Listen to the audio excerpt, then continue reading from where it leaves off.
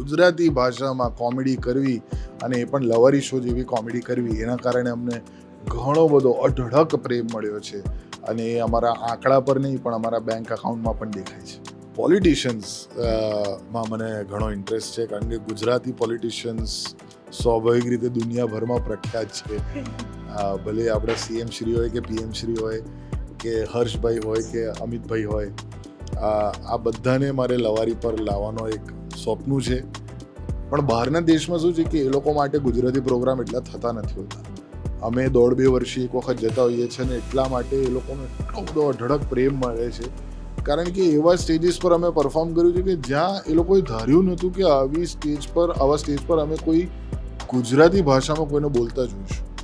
એટલે હજુ મને 2 દિવસ થયા અને મને ઘરની દાળ યાદ આવે ને કે દાળ ભાત યાદ આવે ને, કોઈક ન કોઈક આમ ફરિશ્તો બનીને ગુજરાતી આવી જાય, મનનભાઈ ઘરનું ખાવાનું મિસ થાય છે, ચાલો તમને ઘરે જમાડો મસ્ત મજાનું ગુજરાતી ભોજન.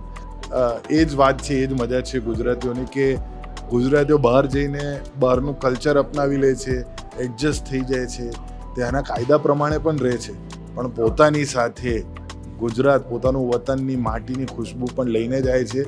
અને ગુજરાતીઓમાં સૌથી વધારે જોવા મળ્યું છે મને ખૂબ જ આનંદ થઈ રહ્યો છે આ કહેતા કે ગુજરાતી મનોરંજનનું ભવિષ્ય બહુ જ સારું છે અને મેં એ આ ટૂરની અંદર જોઈ લીધું. નમસ્કાર, આપની સાથે હું છું પાયલ અને આજે જમાવટ પર લવારી થવાની છે. લવારીમાં એકવાર જમાવટ થઈ ગઈ છે, પણ આજે જમાવટ પર લવારી થવાની છે. મનન દેસાઈ તમને ફ્રેમ પર દેખાતા હશે. બહુ જ બધી વાતો કરવી છે, બહુ જ બધી કન્ટ્રી ફરીને આવ્યા છે એની વાતો કરવી છે. પહેલાં તો અભિનંદન, આટલા બધા શો કર્યા, આટલી બધી ટિકિટો વેચાઈ અને બહુ બધા ગુજરાતીઓએ સ્ટોરીઝ મૂકીને બહુ પ્રેમ આપ્યો. Thank you so much Payal. અને મને ખૂબ જ આનંદ થઈ રહ્યો છે આ કહેતા કે ગુજરાતી મનોરંજનનું ભવિષ્ય બહુ જ સારું છે અને મેં એ આ ટૂરની અંદર જોઈ લીધું કે અગર તમે ગુજરાતીઓને એક સારી વાનગી પીરસશો ને, તો એ ખાલી રેસ્ટોરન્ટમાં નહીં, બહાર પણ કોઈ વાનગી પીરસશો ને તમે આવી સારી કોમેડીની કે મૂવીની, તો એ લોકો 100% સ્વીકારશે અને વધાવશે. એટલે મારા હિસાબે અગર કોન્ટેન્ટ પર જે મસાલો છે એના ઉપર કામ થાય, કારણ કે ગુજરાતમાં મસાલા બહુ ચાલે છે, મસાલા પર અગર કામ થયું ને વ્યવસ્થિત અને મસાલો બરાબર ઘસાયો ને, તો મજા આવશે. એની હાય અલગ છે. એટલે હું મેટાફોરિકલી કહું છું, હું કંઈ અહીંયા વધારો નથી આપી રહ્યો કોઈ પણ પ્રકારના એડિક્શનને. હા, કે એ પણ ખોટું છે. તમે હમણાં જ વાત કરી ને, અમારે આજે જ કટકો જોવાનું થયું, તો અમે જોયું કે કટકાથી લઈને લવારી સુધી જર્ની આખી ખૂબ બદલાઈ છે. તો તમે એઝ અ પર્સનલ અને આખી કોમેડી ફેક્ટરી તરીકે કટકાથી લઈને લવારીની જે જર્ની છે એમાં શું શીખ્યા, કેટલો બદલાવ આવ્યો, શું ચેન્જીસ આવ્યા? જો એમાં મેં પ્રેસ કોન્ફરન્સમાં પણ હમણાં કીધું જ કે અમે કુખ્યાત પ્રખ્યાત દરેક પ્રકારના વિડીયો બનાવ્યા છે. ભલે એ કટકો હોય કે ભલે એ ગરબા સફલ હોય કે ભલે હવે લવારી શો છે. અમારી પણ ફેમિલી થઈ એટલે અમને પણ એવું લાગ્યું કે હવે ફેમિલી ઓડિયન્સ માટે થોડું વધારે અમે પીરસીએ. એટલે કોમેડિયન છીએ, કલાકાર છીએ, કોઈ પણ ભાષામાં અમે કોઈ પણ રીતે વાનગીઓ પીરસી શકીએ છીએ. બસ એની ઓડિયન્સ અલગ અલગ હોઈ શકે, કોઈની 30 હોય, કોઈની 50 હોય, પણ ગુજરાતી ભાષામાં કોમેડી કરવી અને એ પણ લવારી શો જેવી કોમેડી કરવી, એના કારણે અમને ઘણો બધો અઢળક પ્રેમ મળ્યો છે અને એ અમારા આંકડા પર નહીં પણ અમારા બેંક અકાઉન્ટમાં પણ દેખાય છે. એ મેટર કરે છે. પહેલાં આટલી બધી કન્ટ્રી ફર્યા, આટલા બધા શો કર્યા, 10 જેવી કન્ટ્રી હમણાં ફર્યા છો, અને શું ત્યાં ગુજરાતી ખાવાનું ગોત્યું? ભાઈ, ગુજરાતી ખાવાનું છે ને બધે મળી જાય છે અને મને ગુજરાતીઓની આ જ વાત ગમે છે કે કોઈ પણ દેશમાં જઈએ ને તો એ લોકોને ખબર હોય કે પોતાનું ખાવાનું કેટલું અગત્યનું હોય છે.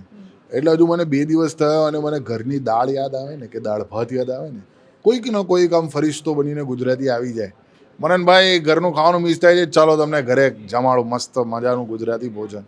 અને પછી એમની વાઈફ કે એ પોતે અથવા તો એમની મમ્મી એટલું સર્વશ્રેષ્ઠ ગુજરાતી ભોજન બનાવીને આપે અને રાઈટ ટાઈમ પર આવે.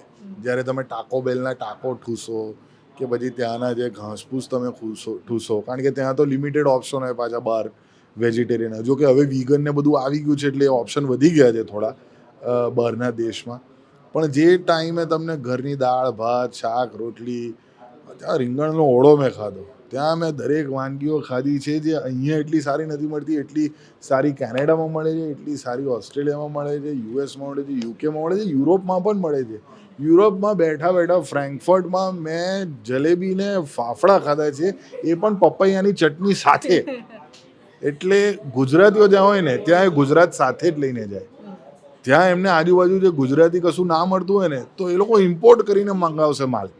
એવા ઘણા બધા સંપિતૃ લઈને હું પણ ગયો છું મારા મિત્રો માટે ને મારા સગા સંબંધીઓ માટે, પણ એની મજા અલગ છે. અને એ જ વાત છે, એ જ મજા છે ગુજરાતીઓની, કે ગુજરાતીઓ બહાર જઈને બહારનું કલ્ચર અપનાવી લે છે, એડજસ્ટ થઈ જાય છે, ત્યાંના કાયદા પ્રમાણે પણ રહે છે, પણ પોતાની સાથે ગુજરાત પોતાનું વતનની માટીની ખુશ્બુ પણ લઈને જાય છે.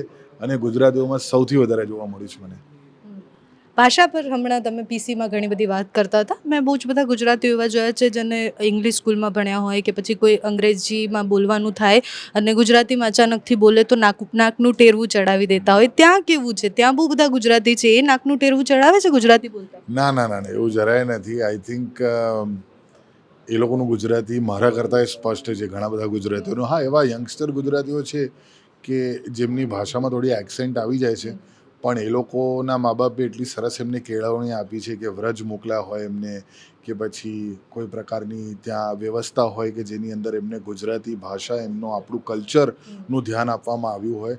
એટલે ત્યાંના ગુજરાતીઓ, મને ઘણી વખત એવું લાગે કે અમદાવાદના ગુજરાતીઓ કરતાં આપણે લોકો શું છે અહીંયા અમદાવાદમાં અને ગુજરાતમાં છે ને ઘણું બધું વેસ્ટર્ન કલ્ચર અપનાવી લીધું છે, પણ જે ટાઈમે એ લોકો દેશ છોડીને ગયા બહાર વસવા માટે, એ લોકો તે ટાઈમનું ગુજરાત એમના સાથે લઈને ગયા અને એકદમ ચુસ્ત ગુજરાતી રહે છે.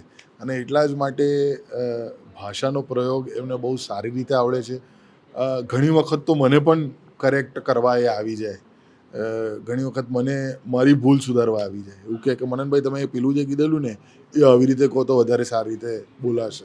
અને એવી રીતે મેં ઘણી વખત 2-3 દર્શક મિત્રોના પણ સજેશન્સ લીધા છે અને એ મને કામ લાગ્યા છે. તો ગુજરાતી જ્યાં હશે ત્યાં ખાલી સુધારાની જ વાત થવાની છે, બીજી કોઈ વાત થવાની નથી. ભલે ભાષા હોય કે વ્યવસ્થા હોય, મજા જ આવશે. અર્થવ્યવસ્થા તો બધાની ગુજરાતીઓની સારી જ છે. આટલા બધા શો કર્યા, ઓડિયન્સ તમે જોઈ હશે, ગુજરાતમાં શો કર્યા છે, બીજી બધી જગ્યાએ કર્યા, બીજી કન્ટ્રીમાં કર્યા, ઓડિયન્સમાં શું ડિફરન્સ છે? ઓડિયન્સમાં એ જ ડિફરન્સ છે કે અહીંયા ગુજરાતીઓ માટે અમે થોડા ઘર કી મુર્ગી દાલ બરાબર એ ટાઈપની પરિસ્થિતિ થઈ ગઈ છે. એને એવું નથી કે દાળ ભાવે ના, દાળ તો બધાને ભાવે, પણ એનો ટેસ્ટ થોડોક જેવો તો એવો થઈ ગયો છે. એટલે હવે થોડાક અમે પણ ટ્રાય કરીશું કે લવારી શો પછી બીજું શું નવું કરીએ કે જેનાથી લોકોને એટલું જ ગમે અને એટલું જ એ લોકો વધાવે. પણ બહારના દેશમાં શું છે કે એ લોકો માટે ગુજરાતી પ્રોગ્રામ એટલા થતા નથી હોતા. અમે 1.5-2 વર્ષે એક વખત જતા હોઈએ છીએ અને એટલા માટે એ લોકોનો એટલો બધો અઢળક પ્રેમ મળે છે, કારણ કે એવા સ્ટેજીસ પર અમે પરફોર્મ કર્યું છે કે જ્યાં એ લોકોએ ધાર્યું નહોતું કે આવા સ્ટેજ પર અમે કોઈ ગુજરાતી ભાષામાં કોઈને બોલતા જોઈશું.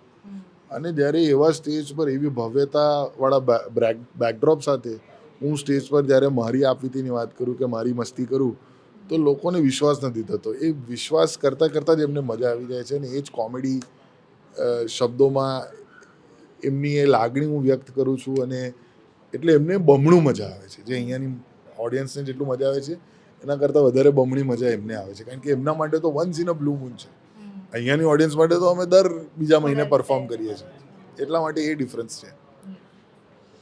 ઓડિયન્સની વાત કરી દીધી, ખાવાની વાત કરી દીધી, બધી જ કન્ટ્રીઓની વાત કરી દીધી. આટલા વર્ષોથી કરી રહ્યા છો, સતત કરી રહ્યા છો, એટલે આપણે કટકોથી સ્ટાર્ટ કરીએ તો 14 વર્ષ, તો મને ખબર ત્યાં સુધી 14 વર્ષ થયા. 14 વર્ષમાં બહુ ઉતાર ચઢાવ આવ્યા હશે. જે મોટો સાથે કોઈ કંપની ચાલુ કરવામાં આવી હોય કે જે વિચાર સાથે ચાલુ કરવામાં આવી હોય, લવારી શોઝ જેટલા ચાલી રહ્યા છે એના પછી તમને એવું લાગે છે કે એ વિચાર સુધી અમે પહોંચ્યા છીએ કે હજી બાકી છે? મારે ખ્યાલથી એ વિચારધારાથી અમે ઘણી વખત રસ્તો ભૂલી ગયા છે. પણ લવારી શો એક્ઝેક્ટલી એ વિચારધારા જે સૌથી પહેલાં મેં શરૂઆત કરી હતી કોમેડી ફેક્ટરીની, પહેલો શો અમે 26મી ઓગસ્ટ 2011ના કરેલો. અને ત્યારે વિચારધારા એ જ હતી કે ગુજરાતી યંગસ્ટર્સ માટે એમને ગમે એવું કશું લાઈવ એન્ટરટેનમેન્ટમાં નથી. જે તે ટાઈમે નાટક કે ગરબા હતા એમાં અમુક યંગસ્ટર આવે, ગરબામાં તો યંગસ્ટર સ્વાભાવિક રીતે જાય જ છે, પણ ગરબા જે છે એ આપણું ટ્રેડિશન છે, અને ટ્રેડિશનને આપણે કલ્ચર બનાવીને રાખેલું આટલા વર્ષોથી. પણ કલ્ચર ત્યારે ગ્રો થાય જ્યારે કલાકારી ગ્રો થાય, જ્યારે આર્ટ્સ અને એન્ટરટેનમેન્ટ ગ્રો થાય, ત્યારે એક પોતાની ભાષા દોરવામાં આવે છે, બનાવવામાં આવે છે. અને એવું કંઈ હતું નહીં એઝ સચ. હા, ઘણા બધા નાટક સ્પર્ધાઓ થતી હતી જે હજુ પણ થાય છે, બટ સ્ટેજથી બિયોન્ડ, નાટકથી બિયોન્ડ કશું સ્ટેજ પર જોવા નહોતું મળતું. ઓર્કેસ્ટ્રા નાઇટ્સ ને આમ તેમ, એમાં પણ કિશોર કુમાર નાઇટ્સ ને એવું બધું જોવા મળતું હતું. એટલે એ ટાઈમે મેં શરૂઆત કરેલી કે ગુજરાતી એન્ટરટેનમેન્ટ કે ગુજરાતી મનોરંજનમાં યંગસ્ટર્સને ગમે કે બધા જ જનરેશનને ગમે એવું કંઈ ચાલુ કર્યું છે. અને એટલા માટે મેં સ્ટેન્ડઅપ કોમેડીની મદદ લીધી, કારણ કે મને પણ લોકો સ્કૂલમાં કહેતા હતા કે યાર તું બહુ જોક મારે છે, તું ફની છે, આમ તેમ. એટલે એક બહુ સરસ સુમેળ થયો અને પછી ત્યાંથી આ જર્નીની શરૂઆત થઈ. અને આજની તારીખમાં પણ એ જે વાય છે ને કે કેમ તમે શરૂઆત કરી કોમેડી ફેક્ટરીની, એ આજે પણ સુસજ્જ છે. ત્યાંનું ત્યાં જ છે એ આંકડો કે ભાઈ હા, ગુજરાતી ઓડિયન્સ મનોરંજન ક્ષેત્રમાં કેમ પાછળ રહી જાય, એટલા માટે એમની જ ભાષામાં બોલિવૂડ લેવલનું, હોલિવૂડ લેવલનું કે પછી રિલેટેબલ થાય એવું કંઈક કોન્ટેન્ટ અમારે પીરસવું છે. અને એના માટે અમે સક્ષમ છીએ અને આગળ પણ એ જ ક્ષેત્રમાં અમે કામ કરતા રહીશું. લવારીમાં અમે બહુ જ બધા એક્ટર્સને જોઈ લીધા, કન્ટેન્ટ ક્રિએટરોને જોઈ લીધા, હવે કોને લાવવાના છે? હવે સ્પોર્ટ્સ પર્સનાલિટીઝ લાવવા છે. આજે જ હું વાત કરતો હતો કે અક્ષર સાથે મારી વાત થઈ હતી, અક્ષર પટેલ સાથે, હાર્દિક સાથે પણ વાત થઈ હતી, પણ હાર્દિક સ્વાભાવિક રીતે હવે ઇન્ટરવ્યૂઝ નહીં આપે. અને પાર્થિવભાઈ સાથે, નયનભાઈ સાથે, જેટલા પણ ગુજરાતી ક્રિકેટર્સ છે બધા સાથે મારી વાત થયેલી છે. હોપફુલી એમાંથી કોઈ સ્પોર્ટ્સ પર્સનાલિટી આવે. અને પોલિટિશિયન્સ માં મને ઘણો ઇન્ટરેસ્ટ છે, કારણ કે ગુજરાતી પોલિટિશિયન્સ સ્વાભાવિક રીતે દુનિયાભરમાં પ્રખ્યાત છે. ભલે આપણા સીએમ શ્રી હોય કે પીએમ શ્રી હોય કે હર્ષભાઈ હોય કે અમિતભાઈ હોય, આ બધાને મારે લવારી પર લાવવાનો એક સ્વપ્ન છે.